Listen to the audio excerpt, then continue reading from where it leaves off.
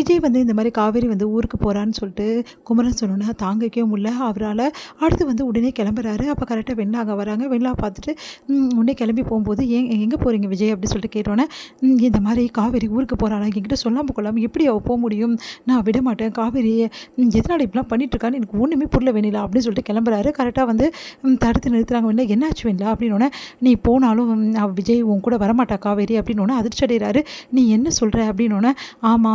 கண்டிப்பா காவேரி உன் கூட வரமாட்டா. அதுக்கு எனக்கு நல்லாவே தெரியும். காவேரி வேணும் தான் இதெல்லாம் செஞ்சுட்ருக்கா." அப்படின்னு ஒண்ணு பயங்கரமா அதிர்ச்சியில "நீ எப்படி அப்படி சொல்லுவ? காவேரி எப்படி என் கூட வராம போயிடுவா? அவ இப்ப என்ன நிலைமையில இருக்கான்னு உனக்கு தெரியுமா?" "எனக்கு தெரியும் விஜய். அவ கர்ப்பமா இருக்கா அதானே?" அப்படின்னோன அதிர்ச்சி அடைகிறாங்க. "உனக்கு எப்படி தெரியும் வெண்ணிலா?" அப்படின்னோனே, "எனக்கு தெரியும். அவ கர்ப்பமா இருக்கிறதும் தெரியும். அவ இப்ப ஏன் போறான்னு எனக்கு தெரியும்." அப்படின்னோனே ஒண்ணுமே புரியல விஜய்க்கு. "நீங்க என்ன சொல்ற? எனக்கு புரியல வெண்ணிலா." அப்படின்னோனே, "இங்க பாரு, அவ எனக்கு ப்ராமிஸ் பண்ணி குடுத்துருக்கா. அதுவும் குழந்தை மேல ப்ராமிஸ் பண்ணி குடுத்துருக்கா. எந்த அம்மாவும் குழந்தை மேல ப்ராமிஸ் பண்ணி குடுத்தா எப்படி அத மீறுவா? அவளும் ஒரு அம்மா இல்ல. அவ எப்படி மீறுவா?" அப்படின்னோன அதிர்ச்சிக்கு மேல அதிர்ச்சியா இருக்கு விஜய்க்கு. "நீ என்ன சொல்லிட்டு இருக்க? என்ன உளர்ற வெண்ணிலா நீ?" அப்படின்னோன, "நான் ஒண்ணும் உளரல விஜய். உனக்கு தான் உண்மை தெரியாது. என்ன நடந்ததுன்னா" அப்படின்னு சொல்லிட்டு நடந்த விஷயத்த எல்லாத்தையுமே வெண்ணிலா சொல்லிட்டு இருக்காங்க. இந்த மாரி காவேரி "நீ உண்மைய சொன்னா நான் விஜய விட்டு விலகிக்கிறேன்னு சொன்னது" எல்லாத்தையும் சொல்லிட்டு இருக்காங்க. அத கேட்டு செமையா அதிர்ச்சி அடைகிறாரு.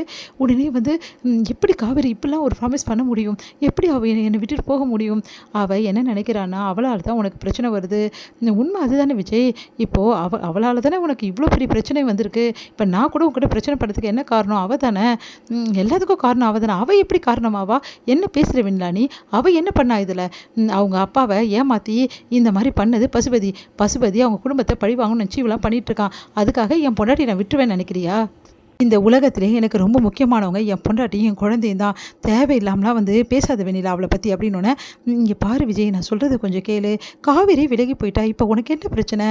அப்படின்னோனே அப்படியே அதிர்ச்சியா பார்க்குறாங்க. "ச்சே, நீ எல்லாம் ஒரு பொண்ணா வெண்ணிலா? இப்படி பேசுறதுக்கு உனக்கு கூசவே கூசலையா?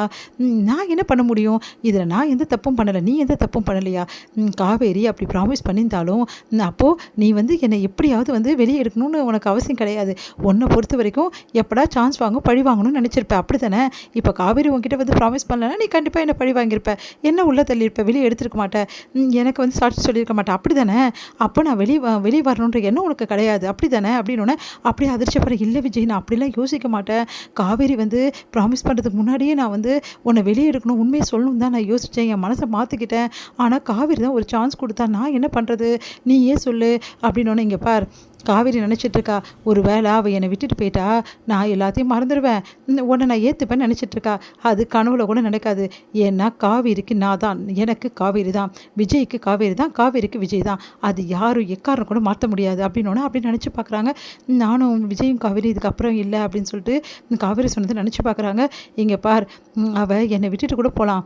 ஏன் என்னை விட்டுட்டு எங்காவது கூட போயிடலாம். ஆனா நான் விடமாட்டேன் காவேரிய.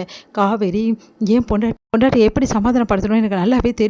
அப்படி சொல்லிட்டு கிளம்புறாரு. "இரு விஜய், ஒரு நிமிஷம்." அப்படின்னோனே, "என்ன விஷயம்?" "அதுதான் உன்னோட சுயரூபம் என்னன்னு எனக்கு தெரிஞ்சுச்சே. நீ மாறவே மாட்டேல்ல வெண்ணிலா. இன்னும் இப்படியே தான் இருப்பல்ல. உன்னோட சுயநலம் தான் உனக்கு முக்கியம். அடுத்தவங்க எப்படி போனாலும் கவலை இல்ல. நீ என்ன நினைச்சிட்டு இருக்க? காவேரி என்னை விட்டு பிரிஞ்சுட்டா உன்னை ஏத்துக்கின்னு வாழ்வேன்னு நினைச்சிட்டு இருக்கியா? அது நான் சொன்ன மாதிரி எப்பவுமே நடக்காது. எப்பவுமே காவேரி என் பொண்டாட்டி. அவளை நான் என்னைக்குமே விட்டு தர மாட்டேன். அவ வேணா ஏதாவது ஒண்ணு ஏடாகூடமா பண்ணலாம். ஆனா எனக்கு தெரியும் என் காவேரியை பத்தி." அப்படின்றாரு. அதை கேட்டு நானே ஒரு முடிவுக்கு வந்துட்டேன் விஜய். உன்கிட்ட பேசுனதுலேருந்து எனக்கு நல்லா தெரிஞ்சு போச்சு. நீ காவேரி விடமாட்டேன்னு சொல்லிட்டு. அதுக்கு தான் காவேரி கிட்ட நான் கேட்டேன். ஆனா காவேரி இல்ல, நான் விட்டுட்டு போயிடுவேன்னு சொன்னா. அதே மாதிரி விட்டுட்டும் போயிட்டா. ஆனா அப்ப கூட நீ என்னை ஏத்துக்கிற மாதிரி தெரியலையே விஜய்." அப்படின்னா, "உன்னை எப்படி ஏத்துப்ப நீ நினைச்சிட்டு இருக்க மனசுல?"